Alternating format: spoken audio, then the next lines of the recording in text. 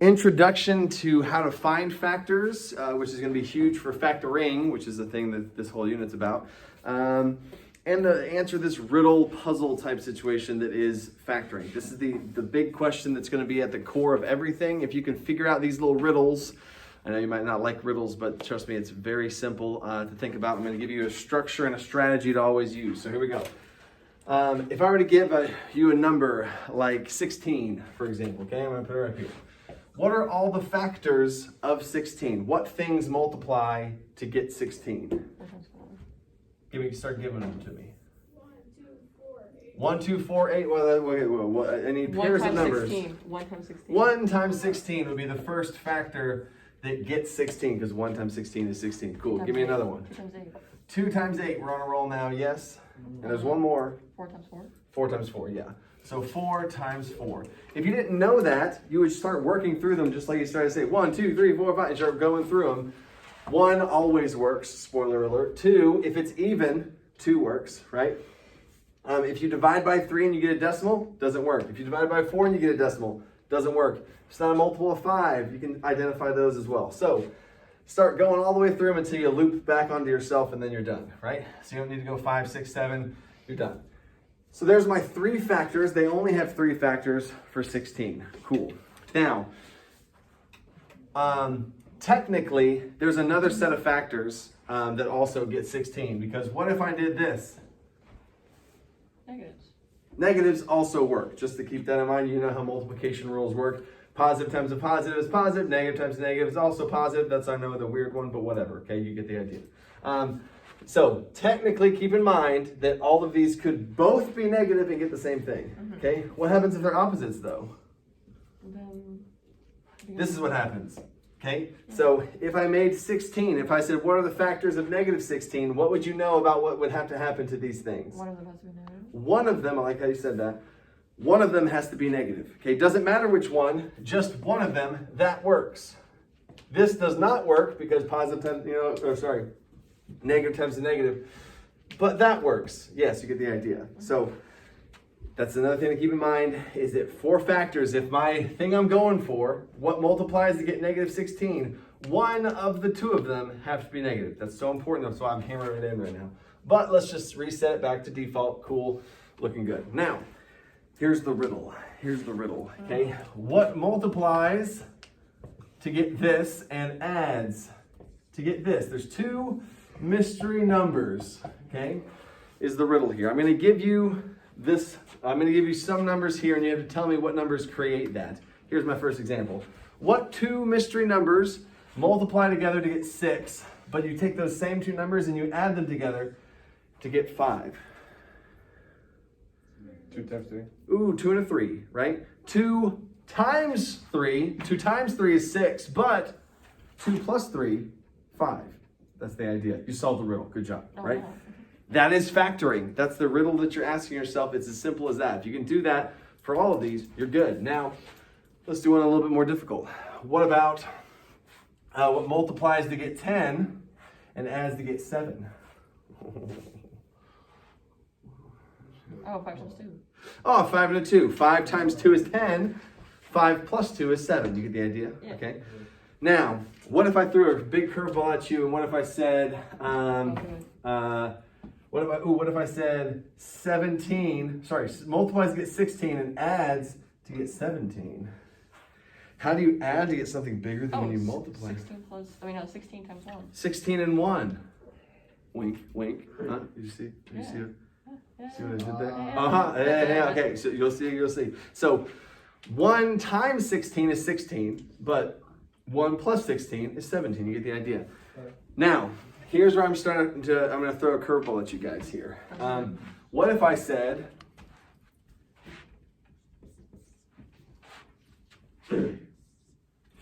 oh, I'm nervous. Oh, gosh. Okay. Oh. I tried to be very visual with where my eyeballs were looking. What are you thinking? It's negative 2 times 8. Oh, okay. So, time out. All right, let me lead you through the thought process that got her to the correct answer. Whenever I'm looking at these numbers, so ignore this for right now. When I was trying to think of this one right here, right? Should I be looking at what multiplies to get 10, or should I be looking at what adds to get 7, whenever y'all did this one right here? Which one of the two should I be looking at, the 10 or the 7? Multiplying or adding? Adding. I should, if I look at adding, I heard two people say adding. If I look at adding, how many things add to get 7? A lot.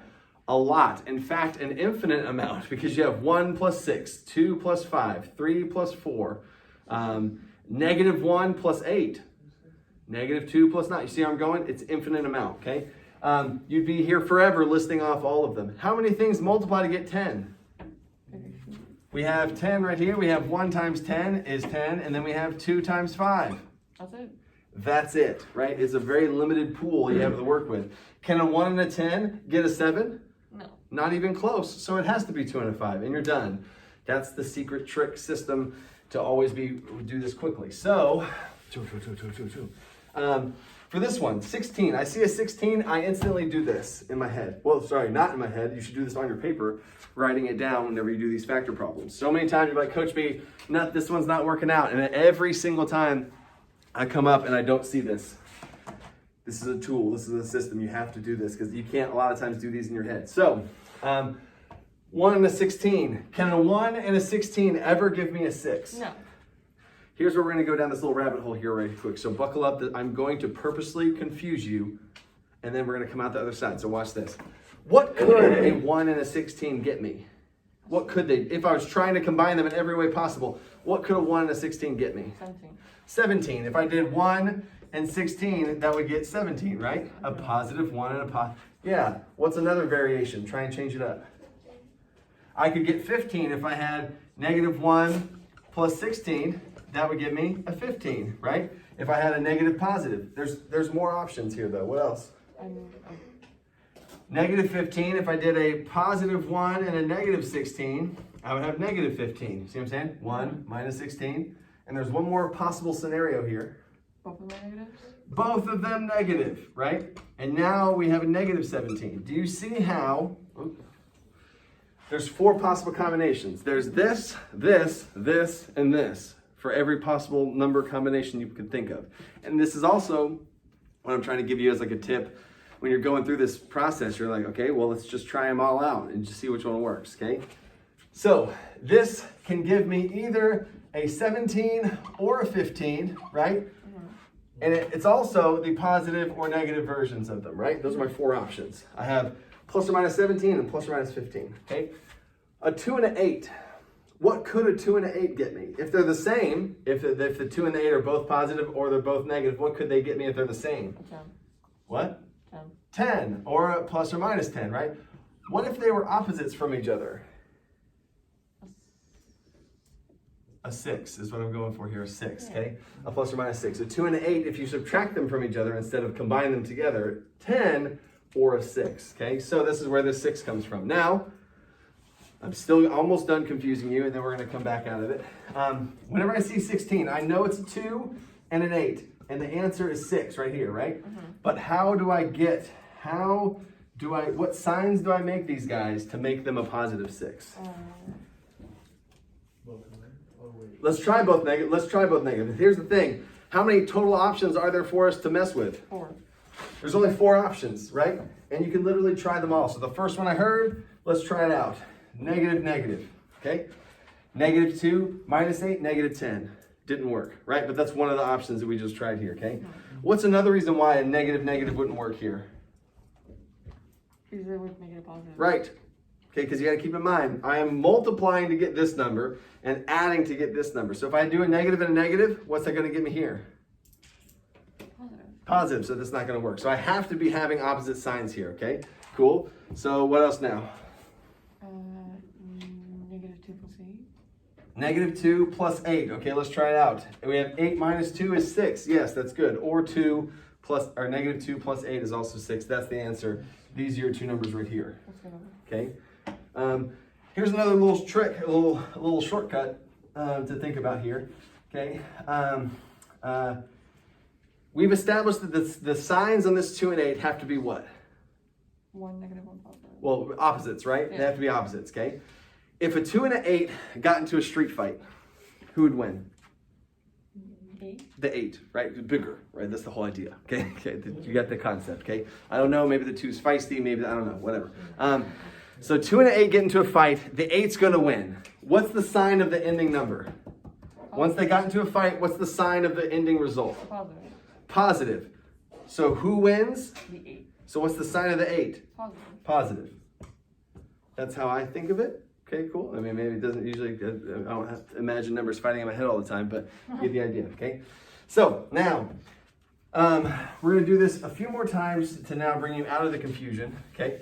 In fact, on your paper, we're gonna do a few of these little examples here.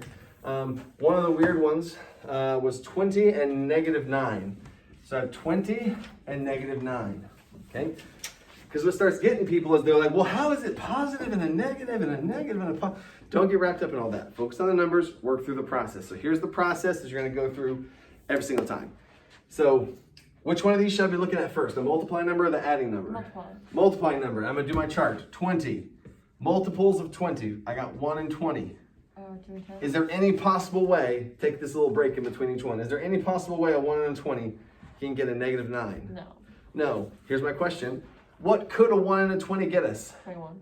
21. 21. Don't do. Sorry, it's old. Okay, all right. A 2 and a 1 could get a 21, or if they subtracted from each other, they could get a what? 19, right? That's the whole idea. Okay, cool. So that's not going to work. Let's try 2 and 10. Does 2 and 10 get me a 9? It's close, and I like the hesitation because what the oh, I got excited. 2 and a 10 could get me what two different types of numbers? 12 and 8. They could get a 12, or they could subtract and get an 8. 8's close, right?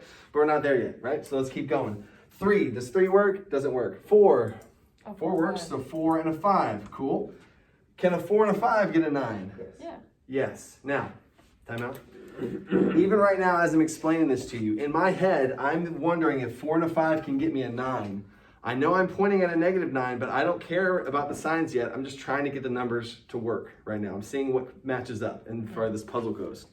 Don't try and bite off too much. So I know it's going to be a 4 and a 5. So I have my 4 and I have my 5. Okay, let me erase that comment. And I'm trying to get them to become -9.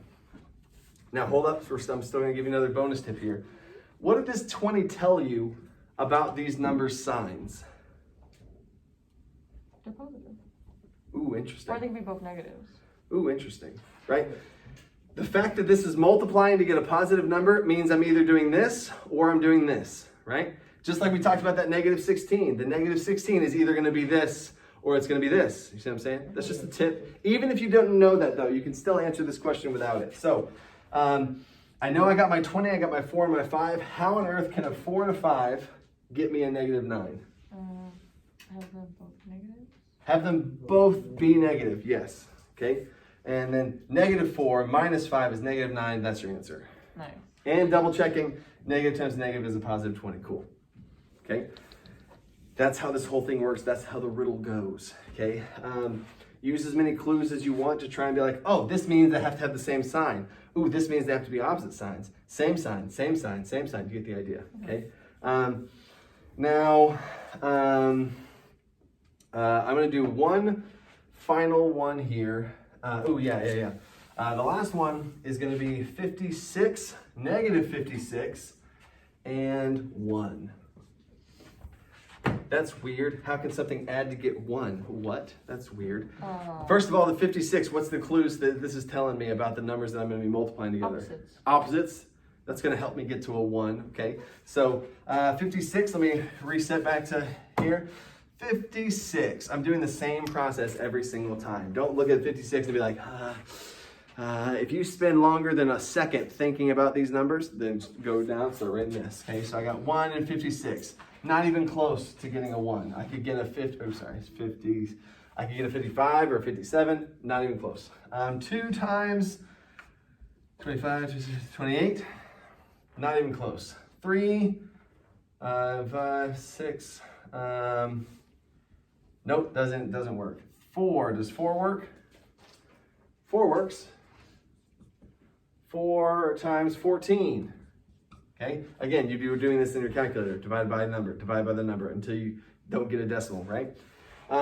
This might be the point where you're like, oh, I give up. Okay, keep going and keep working through your multiples until you get all the way loop back around. 5 doesn't work, 6 doesn't work, 7 and 8. 7 and 8. 7 times 8 is 56. Can a 7 and an 8 give me a 1? Yes. Yes, but in order to do that, they'd have to be opposite signs, which is good because that's what we just talked about, okay? So I'd have a 7 and an 8. My end answer is a 1, right? So who's gonna be positive? The 8. The 8's gonna be positive, so the 7's negative, right? Cool, and you can check that. 8 minus 7 is 1. Or if you accidentally did this and you're like, oh yeah, there we go. Test it. 7 minus 8 is negative 1. That doesn't work, so fix it, right? It's just this one. Okay, so that's how this whole thing works. You need to be able to do this for all of factoring. Like when we start doing factoring, you're gonna be asking yourself this question every single time. So we're gonna be doing this for 2 days, and that's it.